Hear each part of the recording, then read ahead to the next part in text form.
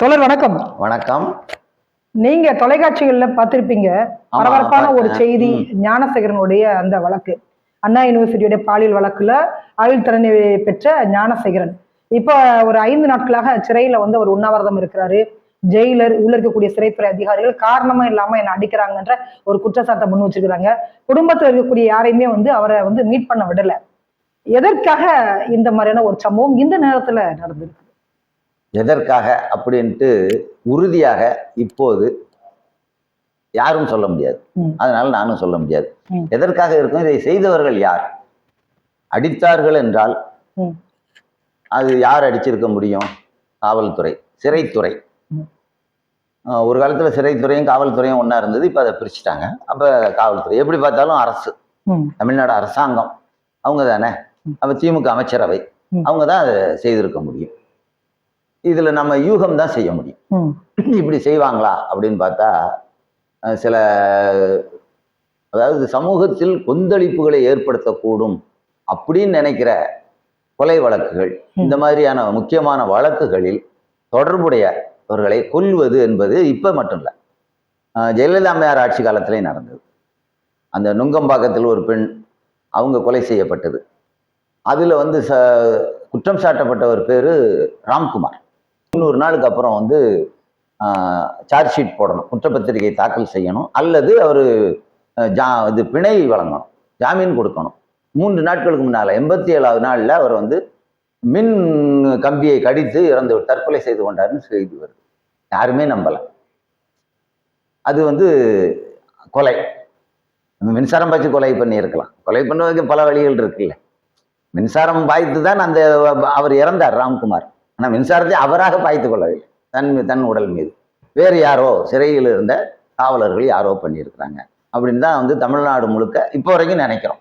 ஞானசேகரன் விஷயத்துல முதல்ல அஇஅதிமுக நல்லா அதை அம்பலப்படுத்தினாங்க. யார் அந்த சார்? அப்போ ஒரு சார் பின்னாடி இருக்கிற யார் அந்த சாரை மோரை கண்டுபிடிக்கணும். யாருக்கு தெரியும்? ரொம்ப பேருக்கு தெரியும். காவல்துறையிலே ரொம்ப பேருக்கு தெரியும், நீதித்துறையில ரொம்ப பேருக்கு தெரியும், ஊடகவியலாளர் ரொம்ப பேருக்கு தெரியும். ஆனா அதிகாரப்பூர்வமாக வரணும்ல.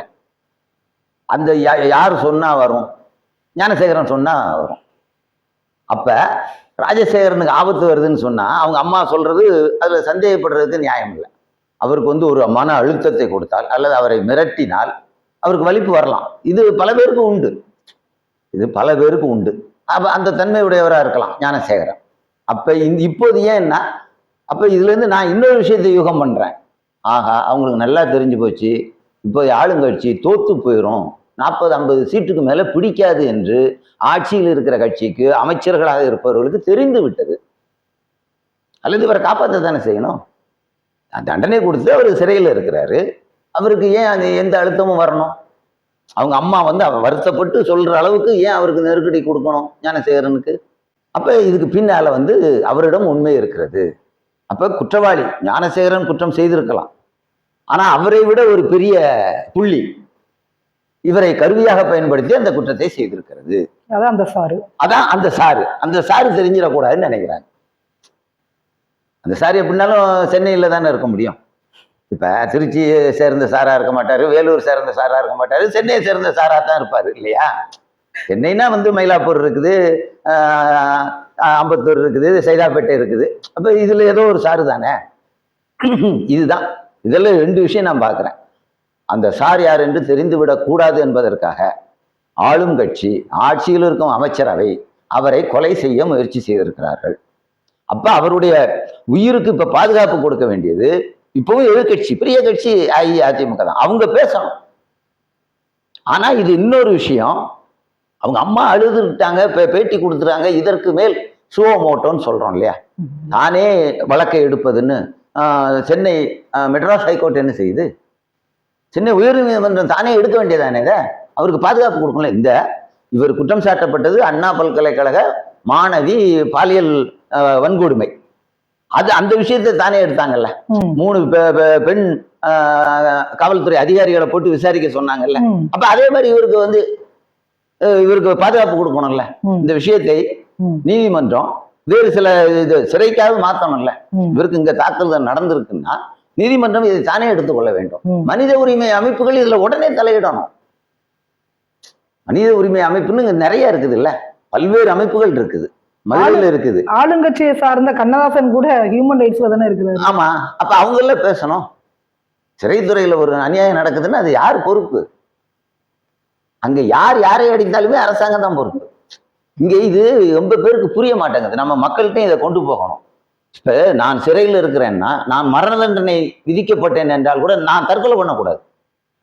அப்படித்தாங்க சிறை வைத்திருக்கிறான். பிரிட்டிஷ்காரன் காலத்துல இருந்தே நான் மரண தண்டனை விதிச்சிட்டல, சரி விடு, நான் தூக்கில் தொங்கிக்கிறேன், நானா போய் தொங்க கூடாது. அவன் என்ன சொல்றான்? அரசாங்கம் என்ன சொல்லுது, அரசு எந்திரம் என்ன சொல்கிறது, உன்னை நான் தான் கொள்வேன்.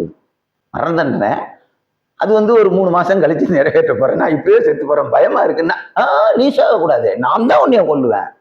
இப்படி சொல்லுகின்ற அரசாங்கம், இந்த நடைமுறை கொண்ட அரசு எப்படி கைதியை எப்படி பாதுகாக்கணும், சிறைவாசியை எப்படி பாதுகாக்கணும்?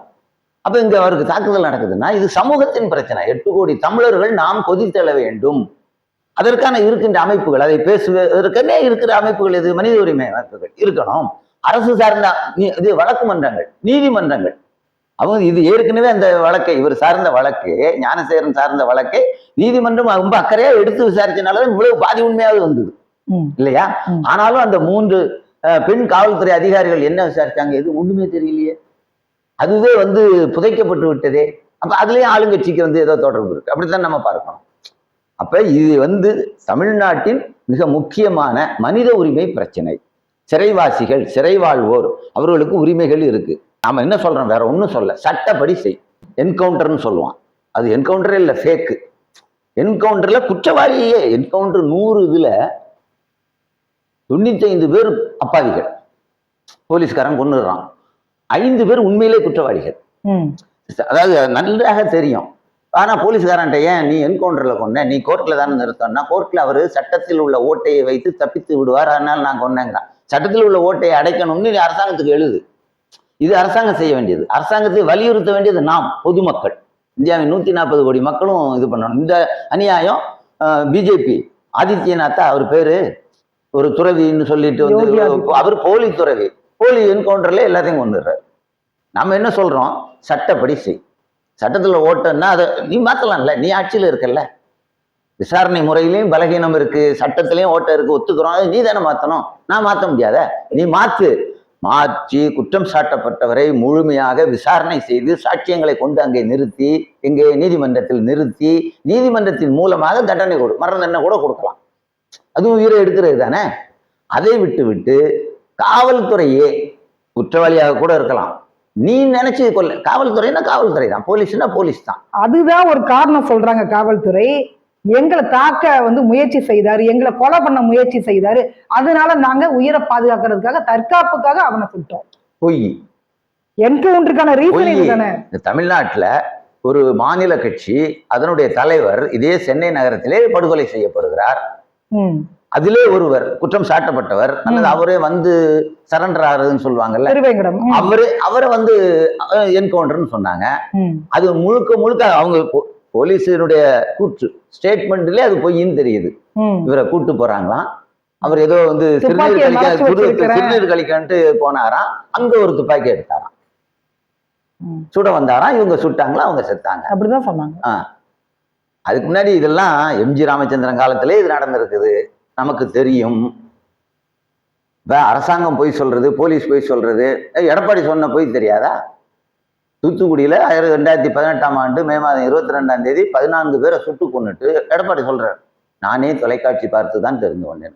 தினமும் 2 அறிக்கை வரும், காவல்துறை அறிக்கை தினமும். ஆமா, முதல்வருக்கு 2 அறிக்கை, காலை 8 மணி இரவு 8 மணி 2 அறிக்கை வரும். எங்கெங்க என்ன நிலவரம், கலவரம் வருமா வராதா. அப்ப அதுக்கு தகுந்தபடி ஒரு உத்தரவு. காவல்துறையும் அப்ப முதல்வர் கையில, எடப்பாடி கையில தான் இருந்தது. அப்ப எவ்வளவு பெரிய, எவ்வளவு கேவலமான பொய் அது. ஒரு முதல்வராக இருக்கிற மனிதர் பொய் சொன்னார். இந்த நாட்டுல இப்படியும் இந்திரா காந்தி அம்மையார் 27 முறை கோர்ட்டில் போய் சொன்னாருன்னு அந்த கோர்ட்டு தீர்ப்புல இருக்கு. இந்திரா காந்தி அம்மையார் மீது 71ஆம் ஆண்டு தேர்தலில் அரசு எந்திரத்தை பயன்படுத்தினாருன்னு நின்று தோத்து போனார் ராஜநாராயணன் கேஸ் போடுறாரு. அந்த கேஸ்ல இந்திரா காந்தி அம்மையார் போய் கோர்ட்ல நின்று சாட்சியம் சொல்லணும். பிரதமராக இருந்தாலும் அந்த கூண்டுல நின்று சாட்சியம் சொல்லணும். அந்த சாட்சியத்தை பத்தி அவர் எழுதுறாரு நீதிபதி.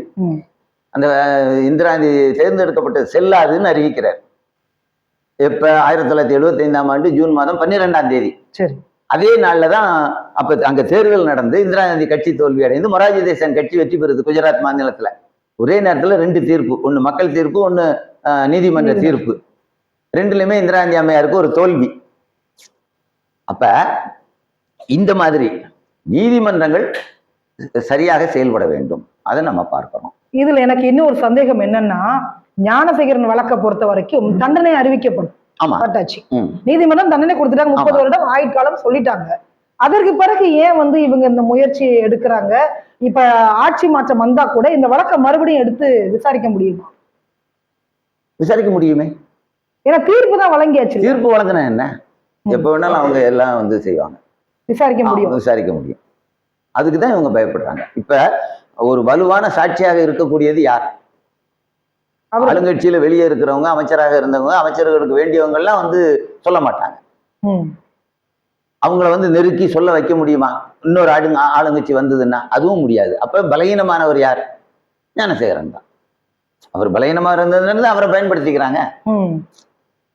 அவர் பண்ணது பெரிய குற்றம், அதுல சந்தேகமே கிடையாது. ஆனா அந்த குற்றத்தை யார் செய்வாங்கன்னு பார்த்தாங்க, ஒரு பலவீனமான அந்த ஒரு இவர் தான் செய்வாரு. அதுக்கு இவரை பயன்படுத்திக்கிட்டாங்க.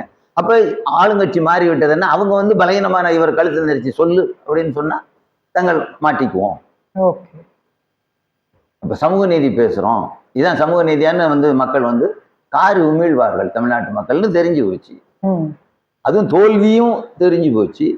அதனால்தான் இந்த தாக்குதல். இந்த தாக்குதல் வந்து உடனடியா எல்லா அமைப்புகளும் கண்டிக்க வேண்டும். பலமான எதிர்கட்சி அவங்க பேசணும், அதிமுக பேசணும், மனித உரிமை அமைப்புகள் பேசணும். ஓகே, ரொம்ப ரொம்ப நன்றி.